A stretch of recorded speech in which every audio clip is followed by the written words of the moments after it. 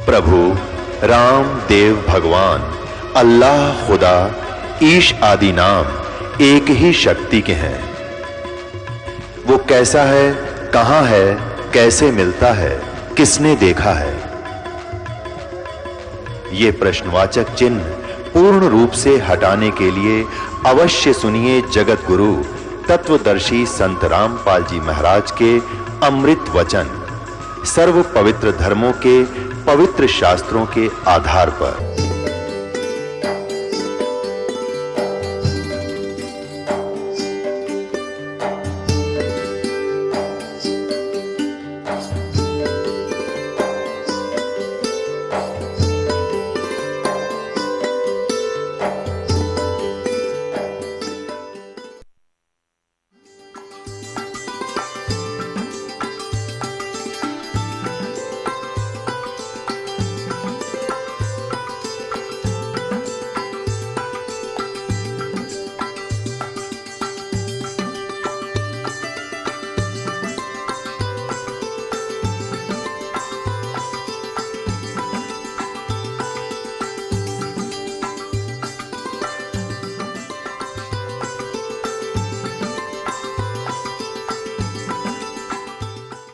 परम पिता परमात्मा पूर्ण ब्रह्म सारी सृष्टि के रचनहार कबीर देव जी अल्लाहु अकबर हक्का कबीर आलम बड़ा कबीर, ये सर्व सृष्टि रचनहार परमेश्वर है। ये हम सब जीवात्माओं का जनक पिता है। यही परमात्मा चारों युगों में अपने सतलोक निज धाम से तीसरे मुक्ति धाम से गति करके चल के आते हैं। हम काल जाल में फंसी हुई भोली आत्माओं को सतलोक में होने वाले सुख और यहाँ पर आप उठा रहे दुख, इन सब का तुलनात्मक तरीके से ज्ञान कराते हैं और हमें बताते हैं कि तुम यहाँ के रहने वाले नहीं हो। ये पृथ्वी 21 ब्रह्मांड समझो और इन ब्रह्मांडों में से ये पृथ्वी जहाँ आप अस्थायी निवास कर रहे हो, ये सारी कैद है, ये परिजन है, जेल है। और इस जेल से आप कैसे मुक्त हो सकते हो, इसका ज्ञान कराने के लिए परमेश्वर स्वयं आते हैं। जिसको हम भगवान मानते रहे अब तो नहीं मानते, और जिसको वेद ब्रह्म कहते हैं। श्रीमद् भगवत गीता में जो अपने आप को कहता है मैं काल हूँ, 11वें अध्याय के 32वें श्लोक, जो श्री कृष्ण जी के अंदर प्रवेश करके बोल रहा है, इसको हम परमात्मा कहा करते थे, अपना स्वामी मानते थे और इसकी महिमा किया करते थे कि परमात्मा ने हमारे को कितना सुख दिया है, कैसी अच्छी पृथ्वी दी है, कैसे मनोहर झरने बनाए हैं, पृथ्वी के अंदर मीठा और खारा जल बनाया है, कैसे रोक रखा है, कितने अच्छे पदार्थ दिए हैं, काजू किस्मत सेब संतरे और ये सब बाजरा ज्वार गेहूँ कनक सारी, और कितनी अच्छी हवा चलती है, कैसे मौसम बनाए हैं, कैसे दिन रात बनाए हैं।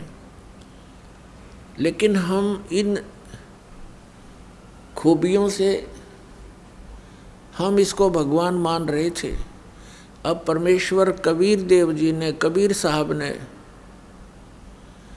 आकर के बताया कि इस झूठे सुख को सुख कहे, यो मान रहा मनमोद, ये सकल चबीना काल का, कुछ मुख में कुछ गोद। ये परमात्मा जो हमारे पिता हैं, सबके जनक हैं, जो हमें इस काल की कैद से छुड़वाने की विधि बताने आते हैं, ज्ञान बताने आते हैं, यही परमात्मा सन 1398 संवत 1455 ज्येष्ठ सुदी पूर्णमासी को अपनी महिमा अनुसार, अपनी लीला अनुसार, विधान अनुसार जो प्रत्येक युग में लीला करते हैं, ये सतलोक से तीसरे मुक्ति धाम से चलकर आए, एक शिशु रूप धारण किया। और जैसा कि परमेश्वर की महिमा में लिखा है कि वो जंगल में, वन में, किसी सरोवर में, तालाब में कमल के फूल पर आकर विराजमान होते हैं, जिस कारण से वो नारायण कहलाते हैं। नारायण का अर्थ होता है जल पर निवास करने वाला। वो परमात्मा स्वयं चलकर आए, एक शिशु रूप धारण किया, कमल के फूल पर विराजमान हुए। इनके प्रत्यक्ष दृष्टा महर्षि रामानंद जी के शिष्य थे, और एक नीरू नीमा नाम के जुलाहा दंपति, जुलाहा पति पत्नी, वो निसंतान थे। स्नान करने के लिए प्रतिदिन वो उसी सरोवर पर सुबह सुबह जाया करते थे। नवजात शिशु को प्राप्त करके भगवान का शुक्र करते हुए घर ले आए। वही परमात्मा थोड़े से बड़े हुए, 5 वर्ष की आयु से ही अपने जिस उद्देश्य को लेकर आए उसको प्रारंभ किया। बड़े बड़े विद्वानों के छक्के छुड़ा दिए। तत्व ज्ञान के सामने उसमें के मंडलेश्वर टिक नहीं सके। लेकिन अफसोस है कि हम सभी प्रजा उस समय अशिक्षित थे, और इन अज्ञानी ऋषि महर्षि मंडलेश्वरों का दाव लग गया कि कबीर क्या जाने सदग्रंथों के गूढ़ रहस्यों को, क्योंकि सभी सदग्रंथ जैसे पवित्र 4 वेद, पवित्र श्रीमद् भगवत गीता, पवित्र 18 पुराण आदि आदि, ये सभी सदग्रंथ संस्कृत भाषा में लिपिबद्ध हैं। और परमेश्वर कबीर देव जी अक्सर ज्ञान नहीं रखते, और वो मंडलेश्वर नकली कहा करते कि कबीर जी को अक्सर ज्ञान नहीं है, इसलिए वेदों को ये क्या जाने, क्या समझे पुराणों को, जिस कारण से आज तक ये अज्ञान बना रहा। शास्त्र विधि त्याग कर मनमाना आचरण ये अज्ञानी ऋषि महर्षि करवाते रहे। स्वयं भी पाप के भागी नरकगामी हुए, 84 लाख योनियों में कष्ट उठाए, और हमारे पूर्वजों को भी इन्होंने उसी गड्ढे में डाल दिया। पुण्यात्माओं, उस परमेश्वर कबीर देव जी जिसको धानक कहा करते थे, जुलाहा कहा करते थे, उसने आकर के हमें बताया कि तुम कहाँ फंसे पड़े हो, कुछ विचार करो पुण्यात्माओं। परमेश्वर कहते हैं, मात पिता मेरा नाही, ना मेरे घरदासी, और जुल्हे का सुत आन कहाया, जो जगत करे मेरी हंसी। परमात्मा कहा करते थे, ना हम जन्मे ना गर्भ बसेरा, ना हमारा कोई जन्म हुआ, ना हम किसी गर्भ में रहे, और हम सतलोक से चलकर आए, काटन यम की फांसी। अब परमात्मा की इन बातों पर विश्वास किसी को नहीं हो रहा था, क्योंकि हमें अक्सर ज्ञान नहीं था। और ये शिक्षा इस मनुष्य जीव की सबसे बड़ी शत्रु है।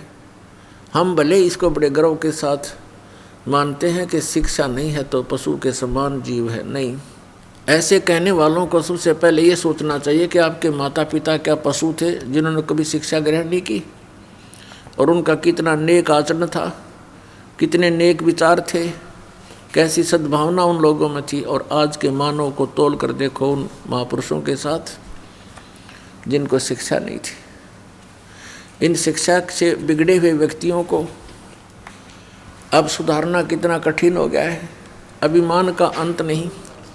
जरा सी पोस्ट किसी को मिल जा धरती तोल देता है, आगा पीछा नहीं देखता पाप करते समय। तो इस शिक्षा का सबसे बड़ा हमें लाभ हुआ है कि हम इस शिक्षा से परमात्मा पहचान सकते हैं। इसलिए ये परमात्मा ने ये विष हमारे को 3 युगों में नहीं खाने दिया, सतयुग त्रेता द्वापर तक। केवल एक ब्राह्मण वर्ग ही शिक्षा का अधिकारी होता था, अन्य अपने परंपरागत कर्म करते रहते थे, दादा ही काम किया करते थे और सुख से जीवन व्यतीत करते थे। राग द्वेष नहीं था, कपटता नहीं थी। जब से ही शिक्षा का दौर बढ़ा है तो उसी दिन से हमारे अंदर बहुत परिवर्तन हो गया। और अब ये शिक्षा अनिवार्य है, इसको ग्रहण करना चाहिए। प्रत्येक बच्चे और बूढ़े को पढ़ाइए ताकि वो अपने सदग्रंथों को पहचान कर भगवान पहचान ले। इसका सबसे बड़ा लाभ हमें अब होगा। अब भले ही मानव बिगड़ गया है, क्योंकि दास का जन्म 8 सितंबर 1951 को हुआ। उस समय तक शिक्षा नाम मात्र भी नहीं थी। बहुत ही हजारों में कोई 2-4 शिक्षा ग्रहण किया करते थे। और उसके बाद ये शिक्षा का ऐसी बाढ़ आई, क्योंकि परमात्मा ने ये शिक्षा देनी थी। ये कंप्यूटर और ये इंटरनेट बनवाने थे ना, ये जीव नहीं बना सकता इनको। ये भूल है मानव की, ये नहीं सोचा मैंने ये ऐसी खोज करके ऐसे इंस्ट्रूमेंट बना दिए। ये गॉड गिवन ज्ञान है, गॉड गिवन विज्ञान है, नॉलेज है। और इसका उद्देश्य क्या था परमात्मा का कि जब परमेश्वर 600 वर्ष पहले आए थे, सन 1398 से 1518 तक 120 वर्ष रहे भगवान यहाँ पर, तो वो तो मालिक थे, सर्वशक्तिमान थे। एक दिन में हजारों स्थानों पर अपने अन्य रूप बना करके बहुत चोले धार के और जगह जगह प्रचार किया करते थे। लाखों की संख्या में उनके अनुयायी बन गए थे। अब कोई भी संत इतनी सिद्धि युक्त नहीं है। अगर किसी में थोड़ी बहुत सटोर कर भी ली किसी ने तो जल्दी फ्यूज हो जाता है, कुछ दिनों के बाद उसमें क्रिया नहीं रहती। जिस कारण से परमात्मा ने ये मीडिया बनवाया, और मीडिया भी अपने दायित्व से दूर भाग रहा है, सत्य को सामने लाने में कतराता है, असत्य के ढोल पीटने में अपना गर्व समझता है। और ये सब कुछ परमात्मा ने अपने प्यारे बच्चों को, अपनी प्यारी आत्माओं को इस तत्व ज्ञान समझाने, घर घर पहुंचाने के लिए दिया था। पिछले 3 युगों में देखो, ना कोई सड़कें होती थी। एक रेडू में, जिसको रथ बोलते थे, 6 खच्चर जोड़ के, ये घोड़े जोड़ कर निकाला करते थे। क्यों? उनको कहीं से निकाल ले जाते, ना सड़कती गड्ढों में से, कांटों में से, कहीं से निकाल लेकर अपना पहुंच जाते थे। अब कितना प्रत्येक व्यवस्था सुचारू है, सड़कें हैं, गाड़ियां हैं, एरोप्लेन हैं, यानी बहुत कुछ हमने इस विज्ञान से प्राप्त किया। लेकिन एक विज्ञान, ये तत्व ज्ञान है। इस विज्ञान के सामने सभी विज्ञान व्यर्थ हैं, यूजलेस हैं। और इस विज्ञान को हम छोड़कर केवल अपने पेट रोजी रोटी के तक सीमित जो वस्तु है उसी पर सारा जीवन व्यर्थ कर रहे हैं। इसके साथ साथ परमात्मा की भक्ति अनिवार्य है। तो जैसा कि प्रसंग चल रहा था, परमेश्वर कबीर जी ने आकर के हमें ये ज्ञान दिया, ये बताया कि तुम यहाँ काल के जाल में फंसे हुए हो, ये तुम्हारा ठीक ठिकाना नहीं है, आप मुझे पहचानो। और उसके लिए बताया करते थे कि जिस क्रिया को तू करते करते सारा जीवन व्यर्थ कर देता है, ये तेरे साथ नहीं चलता। जैसे परमात्मा ने बताया कि तुम जिस शक्ति को परमात्मा मान रहे हो, ये भगवान नहीं है। मुल्ला माया मग में बैठी हंसा चुन चुन खाई, ये ज्योत स्वरूपी अलख निरंजन कह मैं ही करता भाई। एक न करता दो ना करता, ये 9 बना दिए भाई, और 10वां भी धुंधर में मिल जा सत कबीर दुहाई। क्या बताते हैं कि ये ज्योत निरंजन काल कहता है मैं ही भगवान हूँ और कोई परमात्मा नहीं है। जैसा कि शिव पुराण विद्वेश्वर संहिता के अंदर ये काल भगवान कहता है इन ब्रह्मा और विष्णु को कि पुत्रों, तुमने अभिमानवश अपने आप को ईश मान लिया, भगवान मान लिया, तुम भगवान नहीं हो। इस संसार का मैं ही करता हूँ, मेरे अतिरिक्त कोई परमात्मा नहीं है। तो यहाँ भगवान कहते हैं कबीर परमेश्वर जी की महिमा से परिचित हुए, फिर गरीबदास साहिब जी को यथार्थ ज्ञान दिया। आदरणीय गरीबदास साहिब जी परम पूज्य परमेश्वर कबीर साहिब जी से प्राप्त ज्ञान के आधार से कहते हैं, ये मुल्ला माया मग में बैठी हंसा चुन चुन खाई, और ये ज्योत स्वरूपी अलख निरंजन यो काल कह मैं ही करता भाई, मैं ही करता हूँ। जगत का पेखना पेख्या दणी का नाम न लेखा, जगत का पेखना पेख्या दणी का नाम न लेखा। जो मालिक है उसका कितना जिक्र भी नहीं। फिर कहते हैं एक न करता दो ना करता, ये 9 ठहराए भाई। कहते एक भी भगवान मना काम चलाए इनका, इन 9 भगवान बना दिए। और कहते हैं 10वां भी धुंधर में मिल जा सत कबीर दुहाई। 10वां एक भगवान और आवेगा काल का भेजा हुआ, कलयुग के अंत में आवेगा। इन काल के द्वारा भेजे गए अवतारों का विधान है कि ये दुष्ट वृत्ति के लोगों को मारकर ही शांति स्थापना की चेष्टा करते हैं। उससे शांति नहीं होती और अशांति फैल जाती है। जैसे परशुराम जी ने अक्षत्रियों को मार डाला था। अक्षत्रिय इतने निकम्मे हो गए थे, वो कोई भी ऊंच नीच से नहीं डरते थे, इज्जत बेइज्जती का ध्यान उनको नहीं रहा था। वो बहुत बदतमीज हो गए थे, जनता के लिए दुखदाई बन गए थे। ये राजा लोग, राजनेता। तो परशुराम जी ने आकर उनको सबको काट दिया था फरसे से। लेकिन परमात्मा कबीर जी कहते हैं कि ये कोई समाधान नहीं है शांति स्थापना का और बुराई को नाश करने का। इससे तो और बुराई बढ़ गई। जो उनकी पत्नियां विधवा हुई, बच्चे अनाथ हुए, अब उनके सामने कितनी परेशानी खड़ी होगी। कोई उनकी बेइज्जती कर रहा है, इज्जत लूट रहा है, बच्चों के लिए परवरिश का कोई साधन रहा नहीं। ये खाक शांति उत्पन्न की उन्होंने, और क्या खाक उन्होंने ये बुराई मिटाई। परमात्मा आते हैं अपने तत्व ज्ञान और अपनी शक्ति से बुरे से बुरे व्यक्ति को भी नेक बना देते हैं, और फिर वो पुण्यात्मा स्वयं भी भक्ति करते हैं और अन्य समाज को भी वो दुखदाई नहीं होते, क्योंकि वो परमात्मा से डरने वाले बन जाते हैं। परमात्मा से डर उस समय लगता है जब हम कुछ तत्व ज्ञान से परिचित हो जाते हैं। तत्व ज्ञान से परिचित होने के बाद परमात्मा कहते हैं तुमने उस दरगाह का मैल नहीं देखा और धर्मराज के तिल तिल का लेखा, कि तुम यहाँ गलतियाँ करते हो, रिश्वत लेते हो, किसी को सताते हो, अपने से निर्बल को तंग करते हो। परमात्मा के पास तुम्हारा एक एक श्वास का अकाउंट है।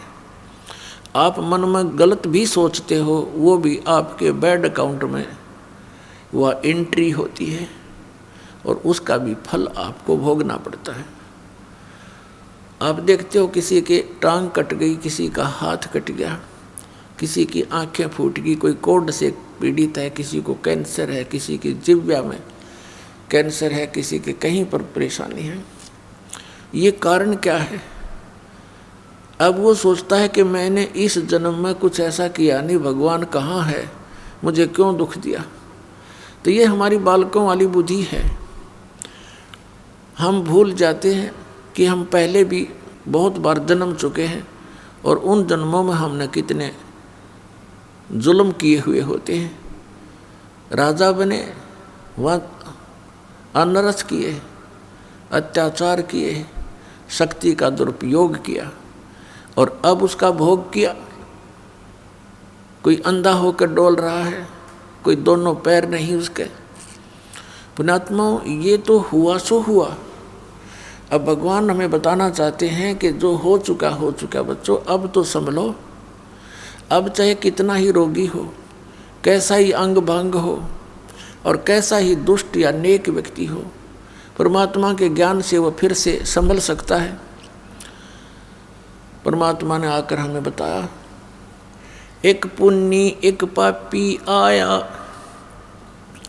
एक है सूम दलेल रे, गरीबदास हरि नाम बिना, सब ही जम की जेल रे। जैसे कुछ पुण्य आत्माएं हैं, अच्छी आत्माएं हैं, नेक नीति से जीवन निर्वाह कर रहे हैं, वो किसी को कष्ट नहीं देते, भगवान से डरने वाले भी हैं, लेकिन वो भक्ति नहीं कर रहे क्योंकि उनको ज्ञान नहीं कि एक और काम आवश्यक है। उस कार्य से वो अपरिचित होने के कारण फिर भी अपने जीवन को बहुत ही बचा कर चलते हैं। और एक व्यक्ति दूसरा उसके साथ है, शराब भी पीता है, चोरी भी करता है और भी बदमाशी करता है और वो भी अपना जीवन जी रहा है। और फिर क्या होता है, इन दोनों में अंतर क्या है? जनसाधारण तो ये कहेगा कि ये नेक आदमी तो बहुत अच्छा है और ये निकम्मा आदमी तो निकम्मा बहुत है, ये तो अंडरस्टूड है। लेकिन जब हम इस अध्यात्म ज्ञान से तोलेंगे, जितने वो अच्छे और बुरे हैं वो तो है ही हैं, लेकिन जीवन दोनों का ही व्यर्थ है। अब ये कैसे कि जैसे एक खेत है, जमीन है 1 एकड़, वो बा रखी है, संवार रखी है, उसमें घास फूस अड़ंगा है नहीं, खरपतवार से रहित है। और दूसरा किला है, उसमें झाड़ बोझड़े जंखाड़ नेरे उगे हुए हैं, कांटेदार झाड़ी हैं, कीकर बबूल जाम गया है। एक वो एकड़ जमीन है। यदि उस बाहे संवारे खेत में, एकड़ जमीन में बीज नहीं बोया तो दोनों एक जैसे हैं। उस बाहे संवारे का क्या लाभ हुआ? जब बीज ना बोया था, वो भी उससे जैसा है, जैसा वो व्यर्थ है, ऐसा ही वह व्यर्थ है। तो कहने का भाव ये है कि जब हम राम नाम का बीज बोवांगे, फिर वो अच्छा व्यक्ति तो अच्छा और गणा हो गया।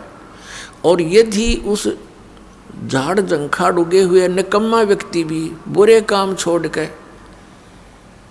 और परमात्मा के मार्ग पर लग जाता है, वो भी अच्छा हो जाएगा। उसको थोड़ा समय लग जाएगा। जैसे किसान जब उस खेत ने संवारना शुरू करता है तो उस बंजर जमीन में थोड़ा सा मेहनत ज़्यादा करनी पड़ती है, वो पर संवार के छोड़ दिया करे, चाहे कितना मेहनत। ये दास समझो किसान है और आप जी के अंतःकरण ये खेत हैं। अब नेक आत्मा आती हैं तो और अच्छा दास को घनी मेहनत ना करनी पड़ेगी, आते बीज डाल देंगे नाम का और प्रफुल्लित होगा। और जो शराबी कवाबी है, रिश्वतखोर है, चोर है, ठग डाकू है, वो बंजर जमीन है, वो भी अगर हमारे संपर्क में रहेगा तो किसान का उसके ऊपर कभी कस्सी बजेगी, कभी ट्रैक्टर चलेगा और कभी हल से, तो उसको साफ करके छोड़ देगा और फिर दोनों एक से हो जाएंगे। जब ही सतनाम हृदय धरो, भयो पाप को नाश। जैसे चिंगारी अग्नि की बाई, पड़े पुराने घास। अब जैसे कोई पाप गणे इकट्ठे कर रखे हैं, परमात्मा की शरण में आ जाए, मर्यादा में रहे, तो फिर सतनाम का जो जाप है ये 2 अक्षर का है, जिसमें एक ओम मंत्र है, दूसरा तत्व सांकेतिक है। ये दास बताओ, इन दोनों का श्वास उस श्वास से सिमरण करना पड़ता है। तो इस सतनाम के जाप से आपके संचित कर्म नाश हो जाते हैं, जो युगों युगों का ढेर लगा पड़ा है। उन्हीं में से आपको कुछ पुण्य कुछ पाप निकाल के ये एक मानुष जीवन दिया जाता है। और फिर आपके प्रारब्ध में भी अगर कोई कष्ट है, आपके इस जीवन में जो लेख लिखे गए हैं, आपकी किस्मत बनाकर भेजी है भगवान ने, इस धर्मराज ने, तो उसमें भी यदि आपका कोई दुख, कर्म पाप कर्म के कारण कोई कष्ट आना है, वो भी इस सतनाम के जाप इस दास से प्राप्त करके, अपनी मर्जी से जाप करने से नहीं, किसी डुप्लीकेट व्यक्ति से जो अधिकारी नहीं है उससे उपदेश लेकर के वो नकली कहीं भ्रमित भी कर रहा हो, तो उससे भी कोई लाभ नहीं होगा। तो फिर आपका प्रारब्ध का पाप भी नाश हो जाता है। तो पुण्यात्माओं, एक पुण्य एक पापी आया, एक है सोम दलेल रे। गरीबदास हरि नाम बिना, ये सब ही जम की जेल रे। कहते जब तक सतनाम आपको प्राप्त नहीं होगा, पापी है वो नरक में चला जाएगा, को पुण्य करता वो स्वर्ग में। फिर दोनों खाली हो गए, पाप वाला नरक में पाप खत्म करके, स्वर्ग वाला स्वर्ग में पुण्य खत्म करके, और फिर वह दोनों वापस यहाँ पर इसी काल की जेल में। तो परमात्मा क्या बताते हैं, अमर करूं सतलोक पठाऊं, तात बंदी छोड़ कहाँ। बंदी छोड़ हमारा नामम, अजर अमर है अस्थिर ठामम। पुण्यात्माओं, आपके ऊपर बहुत जबरदस्त प्रभाव है। जैसे किसी व्यक्ति ने नशा कर रखा हो और वो घर के सामने से ही गुजर जाता, आगे चला जाता है, उसको ये नहीं पता तेरा घर कहाँ है, वो नहीं पहचान पाता तेरा माता पिता भी सामने खड़े हैं। तो वो दशा आज आपकी और हमारी है। हमारे पिता यहाँ भटक भटक कर चले गए, 120 वर्ष तक रहे वो बनारस में, काशी शहर भारतवर्ष में। सन 1398 से सन 1518 तक एक अपने विधान अनुसार एक सिंपल मैन की, एक साधारण मनुष्य का रोल भूमिका करके, और वो परमात्मा अपना तत्व ज्ञान प्रचार करके, और जो लीला भगवान किया करते हैं वो करते ही करते हैं। ऐसी लीलाएं उन्होंने की और हमें समझाने की चेष्टा की, लेकिन हमारा ये अज्ञान आगे अड़ा रहा, जिस कारण से आज तक हम भटक रहे हैं, अपने भगवान को पहचान नहीं पा रहे। आप बहुत कष्ट उठा रहे हो, लेकिन एक शराबी व्यक्ति हो या भांग का नशा कर रखा हो, वो कहीं पड़ा रहे, धूप और छाया का उसको पता ही नहीं। उसको तो वो जून महीने की गर्मी भी, जिसमें उसको पसीना आया हुआ है, बाहर पड़ा है, हरियाणा पंजाब राजस्थान उत्तर प्रदेश मध्य प्रदेश की गर्मी में, उसमें उसको कोई कहे जो बाहर पड़ा हो नशा करके कि उठ ले भैया, देख तेरा क्या हाल हो गया है, पसीने आए हैं, मुंह में झाग आए हैं, चल तुझे छाया में बैठा दूं। वो कहता छोड़ दे, मौज हो रही है। उसको पता ही नहीं मौज क्या है, क्योंकि नशे में है वो। तो आज हम उसी दशा में है, सच कर मान लेना। चाहे यहाँ प्रधानमंत्री बना हो, चाहे सारी पृथ्वी का पति बना हो, वो इसी नशे में बातें कर रहा है। अब पुण्यात्मा परमात्मा कहते हैं, इस झूठे सुख को सुख कहे, ये मान रहा मन मोद, ये सकल चबीना काल का, कुछ मुख में कुछ गोद। फिर क्या बताते हैं, कबीर ये माया अटपटी, सब घट आण अड़ी, किस किस को समझाऊं या कुएं भांग पड़ी। इस 21 ब्रह्मांड के कुएं में इस काल भगवान ने, जो यहाँ का स्वामी है, यहाँ का मालिक है, इसने ये झूठे सुख की इस माया की भांग डाल दी और सभी ने उसी के जल को पान कर रखा है, पी रखा है। अब आप शाम के समय किसी ठेके पर जाकर देखो, वहाँ से पी कर टीटी बनकर से 100 जने आ रहे हों, रास्ते में उनसे बात करके देखना, एक जैसी भाषा, एक जैसी चाल, एक जैसा उनका बर्ताव होगा। ऐसे बोल रहे तो सिर पाँव है, या बोल रहे नहीं, चल अपना काम करें, समझाने की चेष्टा करें तो माने नहीं। तो इस प्रकार से हम उसी काल की भांग को पीकर मस्त हुए फिरते हैं। और परमात्मा कहते हैं, कबीर ये माया अटपटी, सब घट आण अड़ी, और किस किस ने समझाऊं या कुएं भांग पड़ी। लेकिन फिर कितने दयालु हैं, एक शराबी को समझाना कितना कठिन हो जाता है, पूरे परिवार के नाक में दम कर देता है। और हम सारे भांग पिए पड़े, और फिर हमें समझाने के लिए हमारे पिता आते हैं, क्योंकि अपने का दुख अपनों को ही होता है। इस काल यहाँ का जो भगवान है, इसको भगवान कहते हैं, भगवान उसे कहते हैं जो दुख ना दे, केवल सुख दे। ऐसे जुल्म कहर हमारे ऊपर टूट रहे हैं, बरस रहे हैं, और फिर हम कहते हैं ये बड़ा भगवान है, ये अच्छा भगवान है। किस लिए भगवान माना हमने, कि देखो कितने अच्छे काजू किस्मत सेब संतरे फलदार वृक्ष हमें दे रखे, फल दे रखे, और ये इतनी बड़ी पृथ्वी पर कैसे बाग बगीचे बना रखे हैं। ये किस लिए बना रखे हैं? और आपको फिर वो भूल जाते हो कि आप किसी का बेटा मर गया, किसी की बेटी मर गई।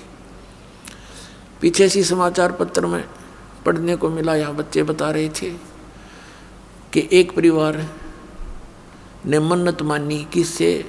बालाजी से। उनका पुत्र हो गया, और उस पुत्र के केस उतरवाने के लिए, मत्था टिकवाने के लिए उस बालाजी में जा रहे थे। 4-5 सदस्य थे, 7वां छोटा सा लड़का था, 3 महीने का। रास्ते में दुर्घटना होगी, वो बच्चा बच गया और वो सारे मर गए। बताया खाक मन्नत दी उसने, किसने दी? ये भी भूल है हमारा कि उसने पत्थर ने दे दी, उस बालाजी ने दे दी। एक भक्त सुना रहा था, बोला जी हम पहले तो भूल में थे। उसने एक उदाहरण दिया कि एक भगत हनुमान जी की पूजा कर रहा था। हनुमान जी वहाँ प्रसन्न हो गया, आ गया, बोल भाई क्या मांगता है? नो बोला जी बढ़िया से सूट दे, मेरा तो कपड़े को नहीं। नो बोला भाई मैं आप लंगोट में रहूँ तो कितने थान दूंगा। हनुमान जी ने कहा भले आदमी तो भगवान की भक्ति करे, मैं भी भगवान की भक्ति करूँ, मन भी कर दे, क्यों दुखी कर रहा है मेरे को। तो पुण्यात्मा, हम बिना ज्ञान के डले ढो रहे थे। अब इस तत्व ज्ञान से हमें पता चला। क्या बताते हैं गरीबदास साहब जी कि जगत का पेखना पेख्या, धनी का नाम ना लेखा। जगत का पेखना पेख्या, धनी का नाम ना लेखा। जैसे ये दास पहले हनुमान जी का कट्टर पुजारी था, जैसा लोक वेद सुन रखा था हमने, क्योंकि आत्मा भगवान के बिना रह नहीं सकती। पुण्यात्माओं, यहाँ चाहे कोई करोड़पति हो, चाहे अरबपति, चाहे खरबपति हो, और चाहे सारी पृथ्वी का पति हो, और उसको संतान भी हो संतान उसकी नेक भी हो पर संतुष्टि नहीं हो सकती, आत्मा में प्रसन्नता नहीं हो सकती, क्योंकि आत्मा को उस सुख की आवश्यकता है जो यहाँ पर है नहीं, और उस सुख को प्राप्त हुए बिना ये संतुष्ट हो नहीं सकती। फिर इसको ये भी पता है कि भगवान आकर बताते हैं स्वयं अपनी महिमा। अब कबीर परमात्मा कहते हैं, धर्मदास सुन अमर कहानी, अपनी महिमा हम आप बखानी। कि अपनी महिमा मैंने आप बतानी पड़े आकर के। इस मेरी महिमा का बताने वाला इस पृथ्वी पर कोई 21 ब्रह्मांड में नहीं छोड़ रखा, इसलिए किसी को याद ही नहीं रहा। सबको भांग पिला रखी है, सबके 3 इंजेक्शन लगा रखे, तीनों गुण इनके ऊपर प्रभावी है। इनको सो दिए को ना, इनको जितना दिखा ये बेटा बेटी कार कोठी आगे कुछ दिखाई नहीं देता इन बोली आत्माओं को, इतना बांध दिया इनकी बुद्धि को। तो क्या बताते हैं कि अपनी महिमा मैंने आप ही आके बतानी पड़ी। तो इस परमात्मा के से प्राप्त ज्ञान के आधार से हमें फिर दिखाई देने लगा। जैसे ये दास पहले हनुमान जी का पुजारी था, लगातार 25 वर्ष तक, यानी 10-12 वर्ष का ये दास ऐसे अपने साथी विद्यार्थी से सुनकर कि हनुमान चालीसा का 7 बार पाठ करना चाहिए प्रतिदिन, और श्री कृष्ण भगवान परम शक्ति है। वो ब्राह्मणों का लड़का था और हम ऐसे कुल में जन्म लिया हुआ था, अच्छे आदमी सारे थे, लेकिन राम नाम का आसपास नहीं थे। राम की तो दिन में चर्चा भी नहीं चला करती, दिन रात में कभी भी अपना पेट भरने के धंधे में जुड़े रहते, हमें भी जोड़े रहते। तो उससे थोड़ा पता लगा, एकदम आत्मा उभरी, तो जैसा लोक वेद सुना था उसके आधार से दृढ़ होकर लगे। कोई गुरु नहीं, लेकिन चाह भगवान की घड़ी गीता जी का पाठ करने लगे। विष्णु भगवान श्री कृष्ण भगवान को इष्ट, फिर हनुमान जी याद आ गए, हनुमान जी इष्ट, फिर और कोई शंकर भगवान की महिमा सुनी, वो भी इष्ट। यानी हमने 36 खत्म कर रखे थे, लाभ कुछ भी नहीं था। यदि पूर्व संस्कार से कोई हमें लाभ होता था, क्योंकि बच्चे पढ़ते हैं उनको तो यही बड़ी बात होती है कि वो परीक्षा में पास हो जाए।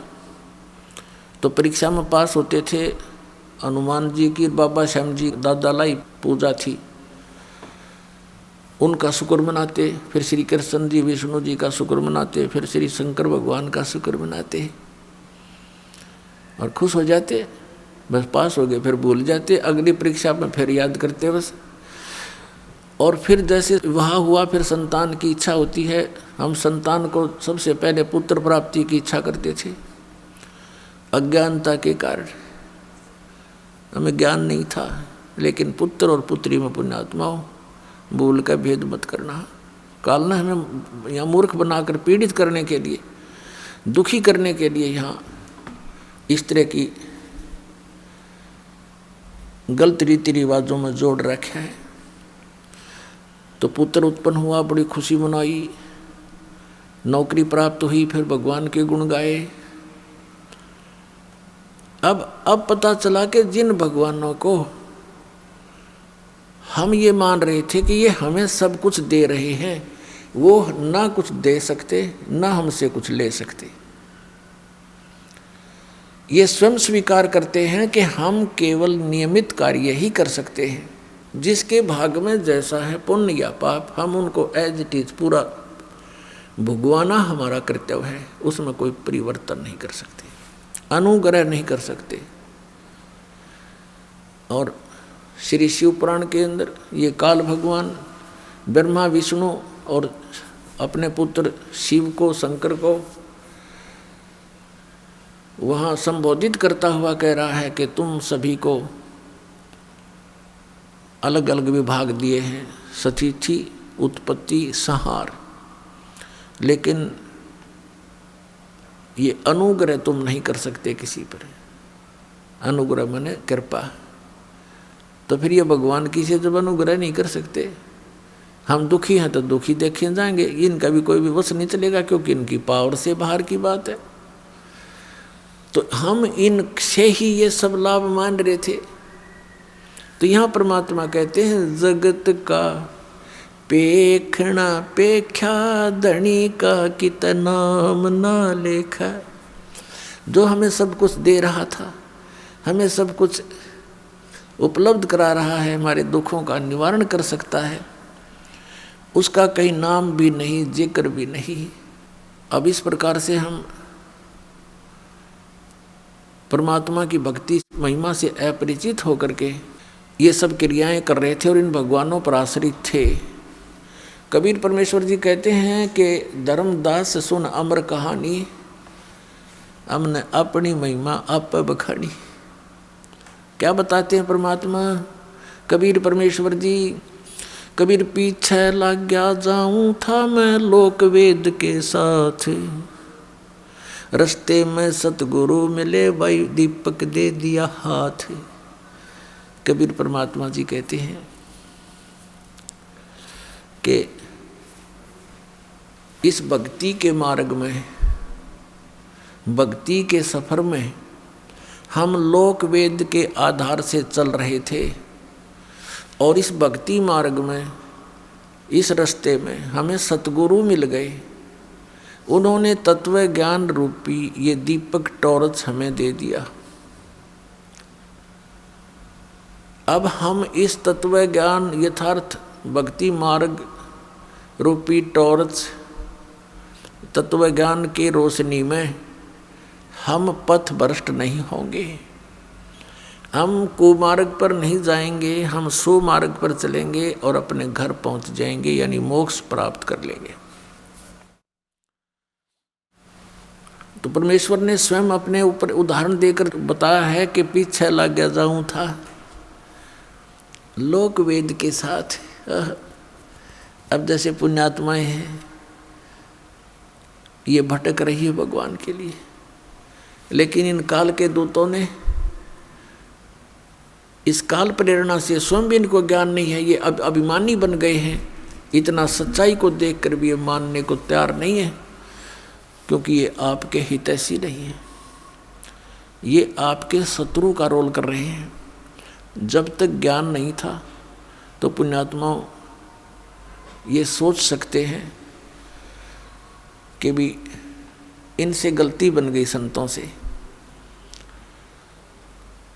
और अब ये दास क्लियर कर रहा है, इनके सब के इतिहास दिखा रहा है कि मैं इनका कोई शत्रु नहीं हूँ, इनका मित्र का काम कर रहा हूँ। ये अपने अभिमानवश भले ही मुझे अपना विरोधी मान रहे हो, ये इनकी बालक सोच होगी। हम ऐसे भयंकर दौर से गुजर रहे हैं, हम ऐसे खतरनाक समय में इस लोक में रह रहे हैं कि हम जिस ओर जा रहे हैं आगे वो अजगर मुंह खोले बैठा है, ये काल रूपी अजगर, और सबको खाता है। गीता अध्याय नंबर 11 के श्लोक नंबर 32 में स्वयं कहता है कि अर्जुन मैं काल हूँ और ये देख अब प्रवृत्त होया हूँ, अब तेरे सामने प्रकट हो गया हूँ, श्री कृष्ण से निकल कर बाहर दिखाई दे रहा, और मैं इन सब को खाऊंगा।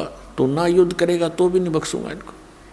तो हम उसको पूज रहे हैं, देख फुटे भाग हमारे, उसको भगवान मान रहे हैं, वो कहता मैं खाऊं सबको, फिर भी हम संतुष्ट, क्योंकि हमारी बुद्धि इतनी ही काम कर रही थी कि तो मरना जीना लगा हुआ है। वाह भाई वाह, फिर क्या जीवन यहाँ पर, सारा जीवन खो देता है प्राणी, अपने कोठी बंगले बनाने में 1 मिनट में मर जा, कुत्ता बन के वहीं धूम लगाए फिर जुलूस काट देता है हमारा। ये खाक जीवन है यहाँ पर नहीं ज्ञान था तब तक कोई बात नहीं, वो तो व्यवस्था थी, मजबूरी थी।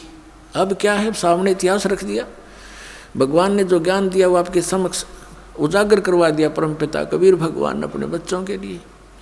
और ये तत्व ज्ञान रूपी आपको आंखें दे दी, आपका अज्ञान रूपी मोतियाबिंद का ऑपरेशन कर दिया, और अब भी जानबूझकर कुएं में पड़ो।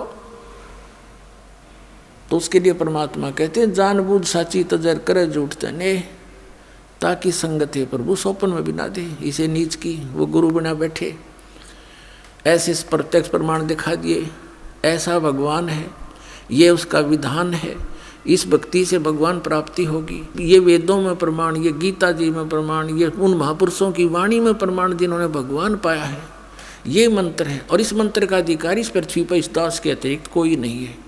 इसको अभिमान समझो चाहे तत्व ज्ञान समझो, ये आपकी अपनी सोच है।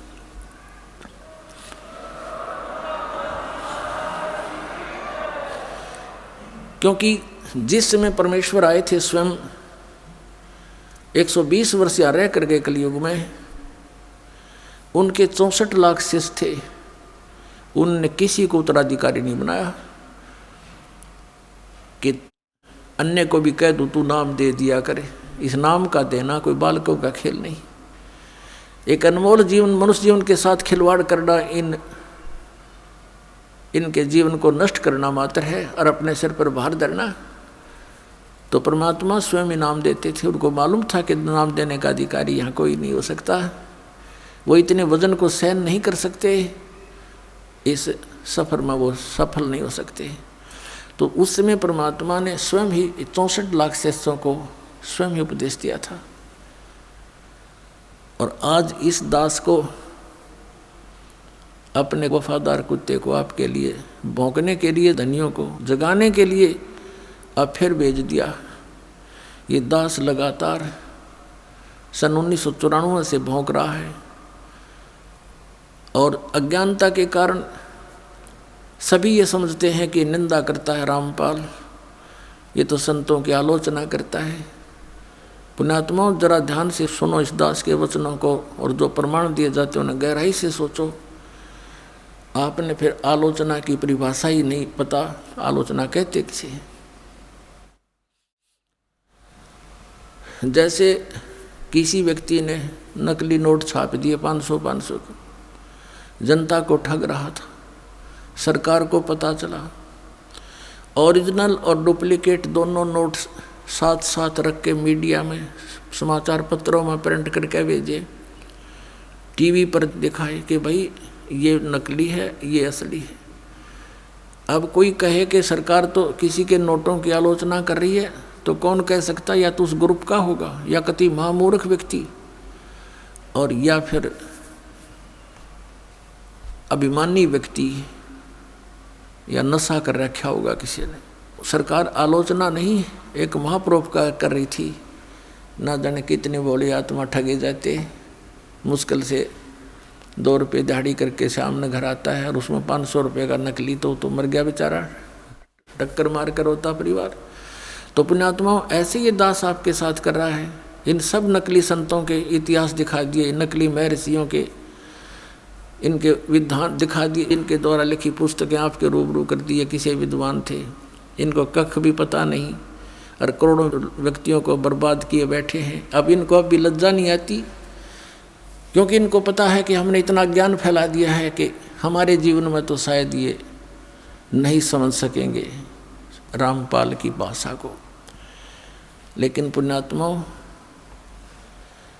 परमात्मा के बच्चे हैं सभी, वो संत भी भगवान के बच्चे हैं, वो भी उनके लिए बुरे नहीं हैं। लेकिन परमात्मा तो उस जड़ को पकड़ता है कि ये सभी काल ने भ्रमित कर दिए, और अब भी इस दास के भौंकने से ये जाग गए। क्योंकि आप धनी आत्मा हो जो भगवान के लिए तड़प रहे हो, जा रहे हो, घूम रहे हो,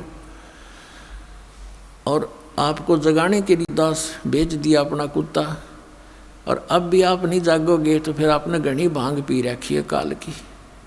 फिर सुबह उठोगे तो आपका बहुत नुकसान हुआ मिलेगा। उठोगे कब? जब आपकी मृत्यु हो जाएगी। फिर आपके चारों तरफ यम के दूत खड़े होंगे, और आप देख रहे होगे मेरा बेटा कहाँ, मेरी बेटी कहाँ, मेरा कार कहाँ, मेरी कोठी कहाँ। कहते हैं सपना सा जा टूट उठ के मूंड पकड़ रोए, तेरा ये स्वप्न सा टूटेगा। जैसे सपने में एक भगत कह रहा था, बोला जी मैं वैसे तो रिक्शा चलाता हूँ और कार की इच्छा रखता था, मेरे पास भी कार हो।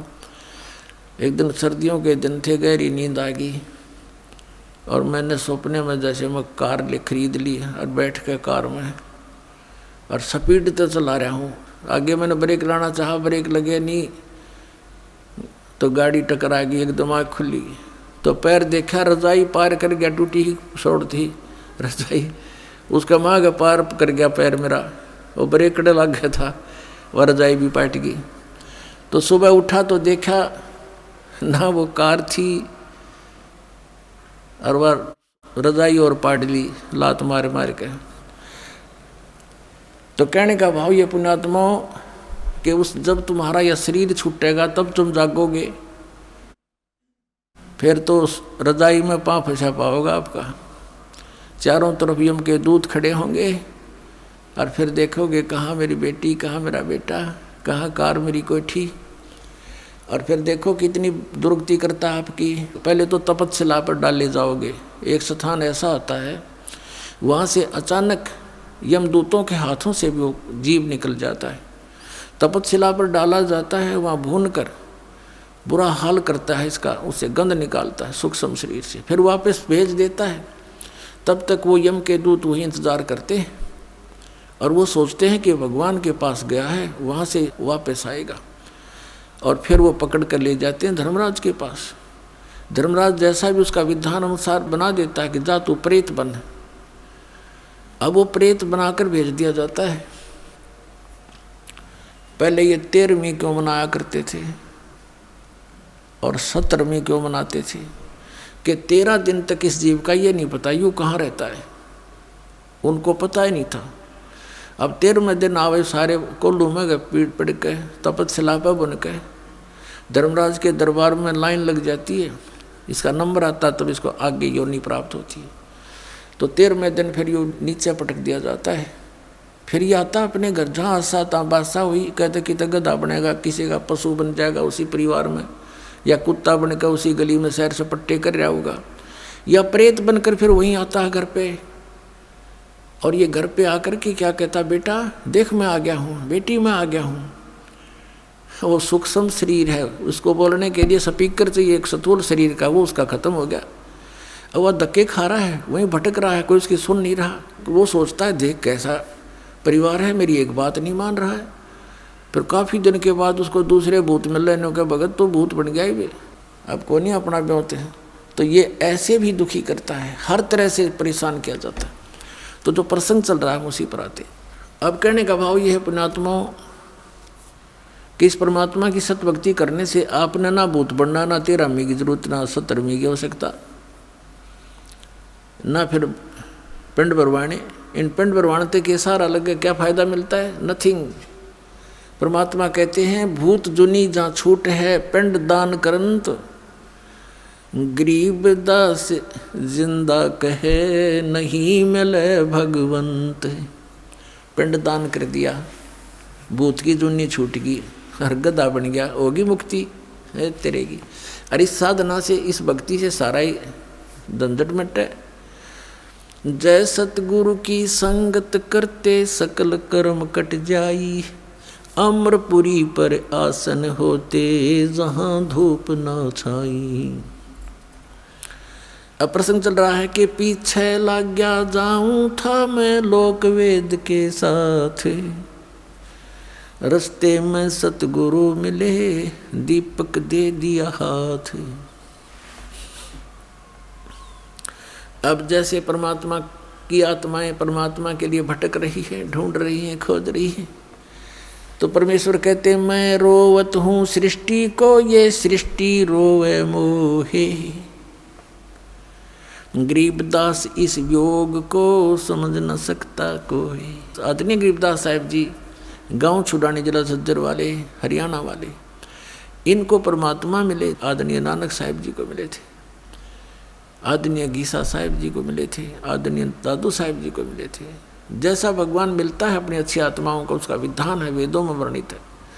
उस अनुसार वो परमात्मा गरीबदास साहिब जी को मिले थे, सचखंड सतलोक लेकर गए थे, फिर वापस छोड़ा था।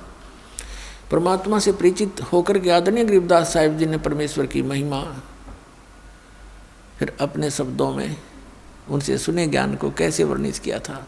उन्होंने क्या बताया कि ये प्यारी आत्माएं परमात्मा के लिए भटक रही हैं। कोई कहीं, कोई किसी मंदिर मस्जिद गुरुद्वारे में या तीर्थों पर जाते हैं,